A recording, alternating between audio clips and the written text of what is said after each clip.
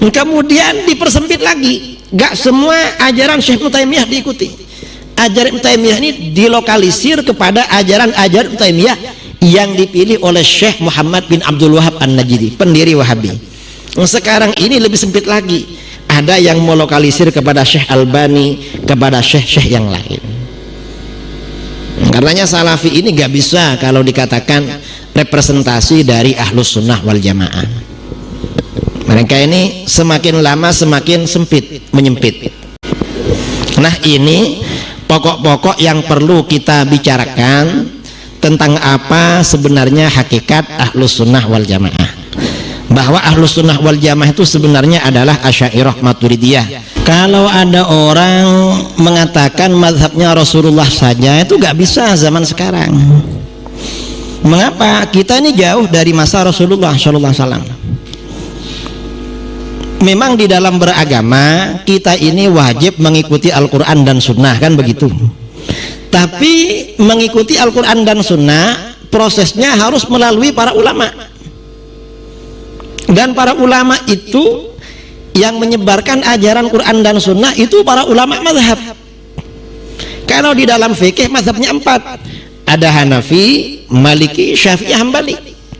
Gak bisa kita lepas dari ulama, dari mazhab gak bisa. Karenanya kata para ulama, termasuk tanda-tanda kelompok yang tidak benar adalah kelompok yang mengklaim mengikuti ajaran Al-Quran dan Sunnah kemudian menafikan otoritas para ulama. Mengapa?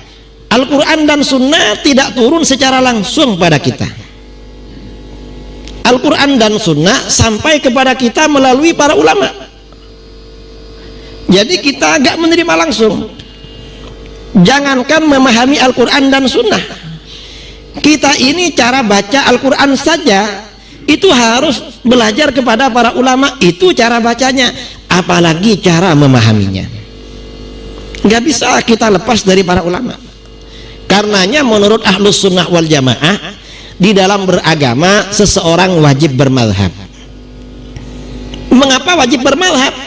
Karena di dalam beragama setiap orang wajib punya guru, di mana gurunya itu punya sanad yang muttasil, bersambung sampai kepada baginda Rasulullah SAW.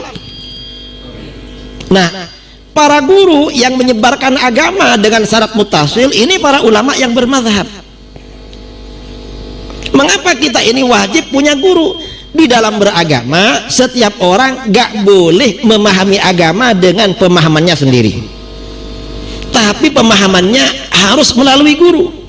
Gurunya punya guru, gurunya punya guru, secara berkesinambungan. Makanya di dalam Al-Quran dikatakan fas'alu ahlal dzikri in kuntum la ta'lamun. Bertanyalah kalian kepada para ahli zikir. Ahli zikir ini artinya ahlul kitab. Kalau di dalam Islam ahlul Quran. Kalau kamu tidak tahu, in kuntum la ta'lamun, tidak tahu, berarti ahlul zikir ini orang yang ya'lamun, orang yang tahu. Siapa yang tahu? Para ulama. Orang yang tidak tahu persoalan hukum agama tidak diperintahkan mencari sendiri di dalam Al-Quran dan hadis, tapi diperintahkan bertanya kepada para ulama. Nah, ulama yang menyampaikan ilmu sampai kepada kita adalah para ulama bermazhab. Karenanya gak bisa melepaskan diri dari ulama mazhab, gak bisa. Karena di dalam beragama seseorang tidak boleh dipahami sendiri, harus melalui guru. Di dalam hadis Rasulullah SAW bersabda, "Man fassaral Qur'an bi ra'yihi falyatabawa maq'adahu minan nar." Siapa yang menafsirkan Al-Quran dengan pendapatnya sendiri, maka bersiap-siaplah menempati tempat duduknya di neraka. Orang yang memahami Al-Quran dipahami sendiri diancam masuk neraka. Mengapa? Karena gak punya guru. Al-Quran dipahami harus melalui guru. Gurunya punya guru sampai kepada para sahabat dari baginda Rasulullah SAW. Di dalam hadis lain juga disampaikan, man qala fil Qur'an bi ra'yihi fa asaba faqad akhta. Siapa yang berbicara tentang isi Al-Quran dengan pendapatnya sendiri, lalu pendapatnya itu benar, maka dia benar-benar keliru. dia benar-benar bersalah, dia benar-benar berdosa. Mengapa? Karena gak punya guru.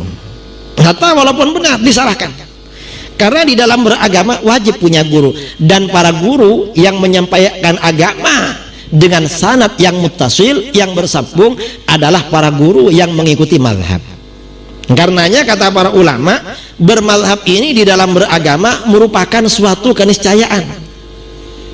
Karena agama ini berkesinambungan, tidak terputus, jaringannya tidak putus, dan ini melalui para ulama mazhab.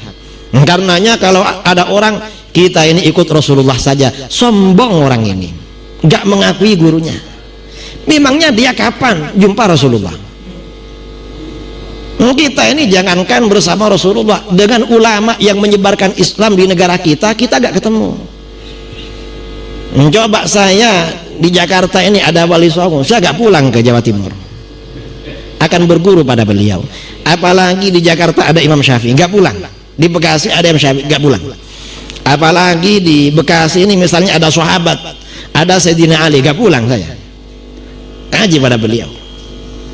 Ternyata para sahabat wafat, orang berguru kepada muridnya sahabat tabi'in. Para tabi'in wafat, orang-orang berguru kepada tabi'in. Tabi'in wafat, orang berguru kepada muridnya lagi. Atba'u tabi'in. Kemudian atba'u tabi'in habis, orang berguru kepada muridnya lagi, tabaul atba', sampai sekarang.